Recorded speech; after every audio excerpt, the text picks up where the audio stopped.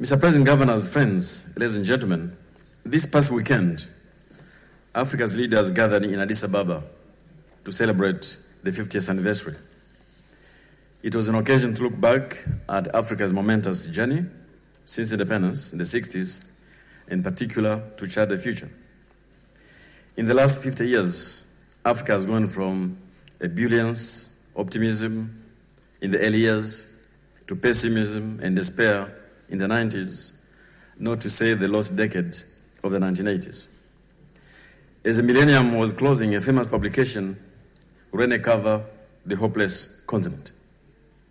Incidentally, on my way here, I saw the same publication, which has got a very hard-hitting analysis of the Eurozone. It calls the Euro area a disaster waiting to happen, and the leaders of the Eurozone, the sleepwalkers. But now returning back to Africa. As the new millennium set in, this continent stepped forward with an extraordinary vigor, now generally said to be the rise of Africa. At the beginning, many doubted. Such pessimists claimed it will not last. It is another flash in the pan. It's all about the commodity bull run and the super cycle. It is all about China. The peoples of Africa lack the skills, the infrastructure, the vision and leadership to make it happen. Citing the Somalia crisis and others, they said there are far too many theaters of war for Africa to move on. As it turned out, despite these obstacles, Africa is making steady progress on all fronts, including on the human development indicators. Even though the impact of the global financial crisis was sharp, it was short-lived. Today, the overall economic performance is back to pre-Lehman collapse levels. If you adjust for inflation, the continent's GDP has doubled in only 10 years, between 2000 and today. Real per capita incomes is up 50%. There are pockets of deepening poverty, especially in countries at war or emerging from one. However, the overall trend, as we hear throughout this week, the overall trend on all indicators continue to be strong. So, Mr. President, given what is happening, I think this doubling of the GDP is not an insignificant feat. In fact, it happens very rarely in history, with the exception of China. Just to give you an idea, I can see Justin Lin here, former chief economist of the World Bank and a famous economist from China. I hope I'm right, Justin. It took Britain, during the Industrial Revolution, 150 years to double its GDP. 150 years. It has taken Africa 12 years. It took China about the same. This is something we need to reflect about. So at these seminars, we shall be looking deeper into what it will take to consolidate this past decade's achievements and move forward. Bank senior management and I look forward to hear from you on how you see the role of the bank in that process, particularly in view of our new long-term strategy. So, Mr. President, before I sit down, if I could just put a couple of questions for you to consider. The first question I would like to put is the following. Africa's economies are growing, but what will it take to ensure sustainability and the quality of the growth, to create jobs, opportunities, and sense in which African citizens feel the benefits? The second question would be the following. How do we build on this momentum of growth to ensure economic transformation? In Cape Town, I quoted Larry Summers, who told us in Boston last month that now Africa has the highest number of mobile phones, more than Europe and North America combined. When I mentioned this in Cape Town, Mo Ibrahim, I don't know if he's here already, said, Mo Ibrahim knows all about phones. He confirmed the figure, but then he added, but how many of the components of those phones are made in Africa? That is transformation, from consuming the phones to actually making components of the phones. The third question is this. How do we deal with the big mega trends in the coming 50 years? At the Jubilee last weekend, I was asked to share with leaders our assessment of those mega trends. And this is what I said. I can cite them just before I sit down. I said 50 years is far too far out to determine the future in any level of precision. But you can identify 6 categories of trends which will shape this continent in the future. And you have to think about them. The first one is a redistribution of the global economic power. Economic power is no longer concentrated in the north, but to other parts of the globe, the so-called multipolar economic world. In fact, a new publication from the UN says you have a bit of the north in the south and a bit of the south in the north. The second would be our demographics. The rate of increase population in Asia is 0.9%. Ours 2.2%. So by 2050, it would be quite a populous country and with many young people. What are the implications of that particular feature? You know, the so-called dividend, if we get it. The third is the young people. The fourth is the possibility that Africa could actually jumpstart some technologies as we've done for the mobile phones, which then would give us the possibility of leapfrogging on some issues. The fifth one is the impact of climate change, competition for natural capital, arable land, marine life, water, etc. As the continent most affected by climate change, with an accelerating ecological footprint to 50% in 50 years, what is the implication for this, for food, biomass, energy? Sixth and lastly, is this continued discovery of the vast amount of natural resources. Literally everywhere nowadays, you are discovering either oil and gas, precious metals, or base metals. And I think as Africa's geological capability increases, we'll find more. Now, this resource boom has 2 implications. It generates revenues to build infrastructure, for which we need, build human capital, but also supports the building of new logistics, rails, maritime ports, and also increase demand for all kinds of skills. We need to reflect what the implication of that will be, assuming, of course, we manage them right. In fact, at this moment, Mr. President, dear friends, me, Mr. Zuma, and Dr. Lopez are preparing a paper for the leaders for the next summit in January, AU summit, to go through these issues one by one and to say exactly what they mean for our countries in the next 50 years. It's something which our leaders at all levels we need to bear in mind. Either way, in the coming 50 years, Africa will require visionary leadership, strong institution, careful planning, and strategic investments. The African Development Bank is involved in all those issues, but it believes that the 2 issues which matter most would be investing in people and then in infrastructure. For one can have all the infrastructure you need in the world, but without the skilled people, the chances are the infrastructure will come to naught. Equally, skilled people without connectivity, power, and transport will be seriously hampered. That is the importance of visionary leadership. No country, however well endowed, has succeeded without that critical ingredient. That is why we're keen to hear from you, Mr. President. As far as we're concerned at the bank, within the confines of our mandate, we'll do our modest part to help in that transformation.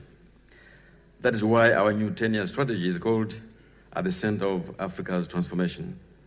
So today, we look forward with keenness to hear from you, Mr. President, to hear all of you on how we can do more and better. And senior management and I are looking forward to this event.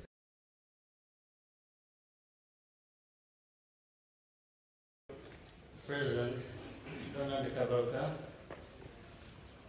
of the African Development Bank, Excellencies, honorable members of the board, of the governors of the African Development Bank, distinguished delegates, ladies and gentlemen. Thank you, first of all, for inviting me to the 2013 African Development Bank's annual meeting. I am happy to contribute to the important discussion on Africa's structural transformation. there can be no doubt that African economies have been growing at a consistently high rate for the last decade, despite global economic difficulties. All forecasts indicate that this trend is likely to continue in the medium term. This has come following economic stagnation in the 1980s and 1990s. And nobody should take the unfolding progress for granted, given earlier periods of boom that got reversed. Leaders and policymakers in Africa must therefore leverage this opportunity to build a stronger foundation for broad and inclusive growth to improve livelihoods of our people. Even though in general the African people have benefited from this growth, poverty remains a challenge and unacceptably high. It must be urgently addressed. And there is proof in different parts of our continent that this is possible and within our reach to make that difference required. Distinguished delegates, going forward, the issue facing us is how to scale and spread the benefits of the prevailing growth to all the citizens and sustain it. The task ahead for African countries, is to shape this link between growth and the social economic transformation of our societies. In order to do this, we must define and chart a sustainable development path that reflects and provides answers to the specific needs as well as collective aspirations. Structural economic transformation as a precondition to sustainable development is a process of continuous innovation and technology adoption, harnessing endogenous factors of production, and targeting economic sectors that employ and benefit large numbers of our people. It is evident that meaningful economic growth must be reflected in the human and physical development of our continent, in gainful employment income, increased food security, and better health and education for all our citizens. It must also lead to greater equality and reduction in other social disparities. The question then is, how do we achieve this all-encompassing growth? Most countries have already undertaken ambitious reforms and embraced liberal economic and political systems that, in theory, should make our countries attractive to investment in diverse sectors. Yet, we still find a disproportionate concentration of investment in the exploration and extraction of natural resources, responsible largely for the impressive growth performance in recent years. This is a blessing, and we must refuse the notion of the so-called resource curse. Africa's natural resource proceeds must catalyze the desired socio-economic transformation and long-term development. In this regard, the management and resource exploitation in the continent should be determined by the needs of Africa and for the benefit of our citizens. Distinguished delegates, the prevailing progress is happening in disconnected growth centers around the continent, each linked independently to international commodity markets with minimal intra-Africa linkages. This is compounded by the absolute and relative lack of requisite infrastructure systems. Moreover, this infrastructure deficit leads to huge untapped productive potential, leaving many of us, of our people, behind. Sustaining today's good progress shall require a strong commitment and a drive towards deepening economic integration through cross-border projects such as transport corridors and transnational electric and water supplies that in turn will expand our markets with robust and diversified economies capable of international competition. The African people are ready, and there is a changing mindset and optimism, growing confidence and determination among the population to lead our development. But this must be accompanied by concrete actions with results to show. The private sector has, in fact, begun to take advantage of this, and increasingly large local entrepreneurial class is driving our economies and creating jobs.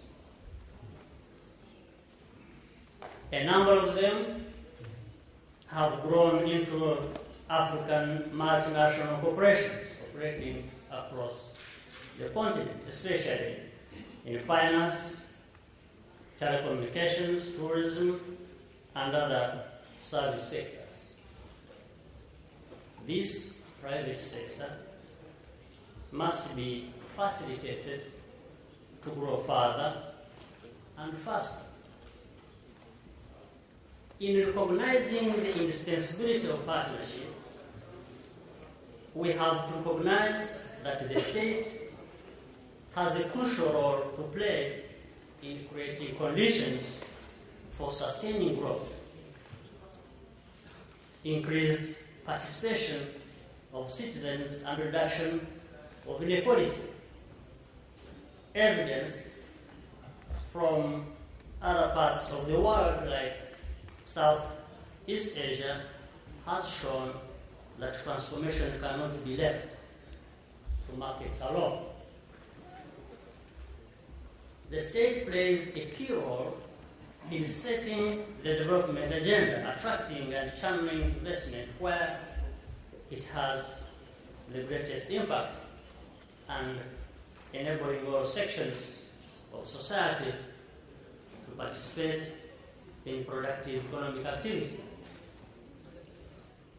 Experience and evidence in some countries on our continent, including my own, Rwanda, show that when development programs are tailored to local needs and all sections of the population participate, there is visible impact in reduction of inequality.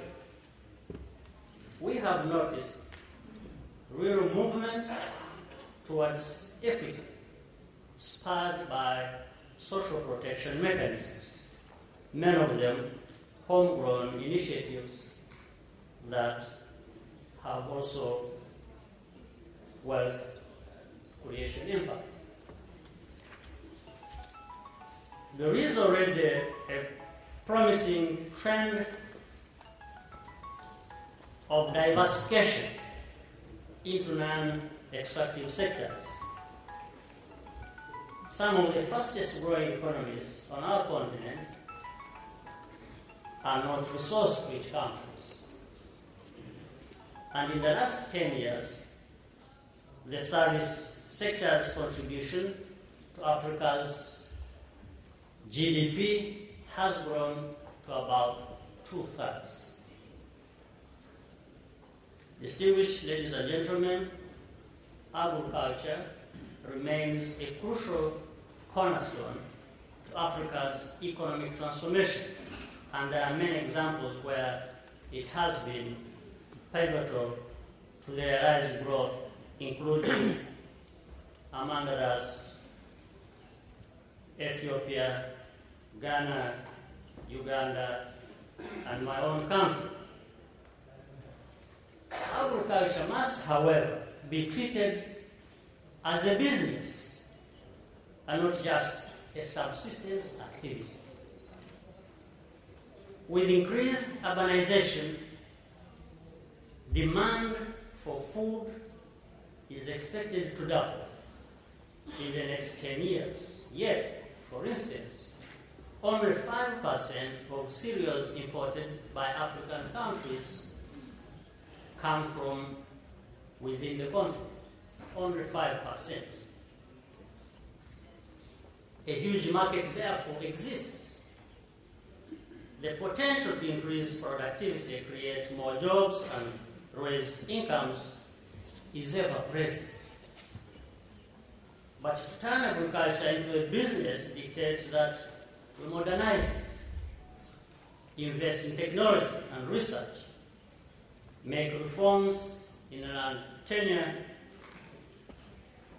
and better land and water management use, and develop transportation infrastructure for greater distribution and trade. We need to adopt long-term strategies for industrialization and manufacturing, particularly in those areas that will add value to our products and leverage our demographic dividend. Africa has a very young population, with over 2/3 of the continent under 25 years of age, and over 200 million young people aged between 15 and 24 years. In 20 years, Africa's labor force is projected to be the largest in the world. The young people need to be equipped with vital skills and provide them opportunities to unlock their full potential. This requires increased investment in their health, of course, in education and technology. It is an absolute imperative if we are to make the African people our number one resource, which they are. Doing all this is simply what we have to do. Clearly, Africans aspire to attain development levels that others in the world already take for granted. But few countries can undertake the needed investments on their own. We therefore need collaborative approaches that build on economies of scale and borrowing from the Millennium Development Goals experience. We need to set clear goals, targets, and marshal collective support and commitment to meet it. Ladies and gentlemen, structural transformation of our economies can be achieved in a relatively short time.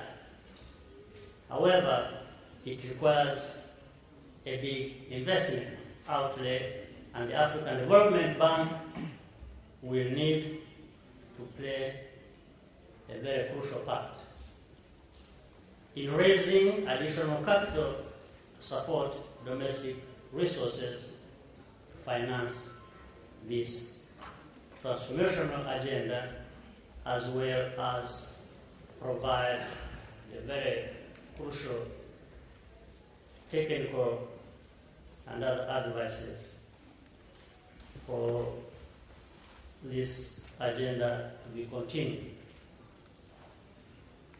There is no doubt development demands well-governed, efficient state that is responsive to its citizens' needs and expectations.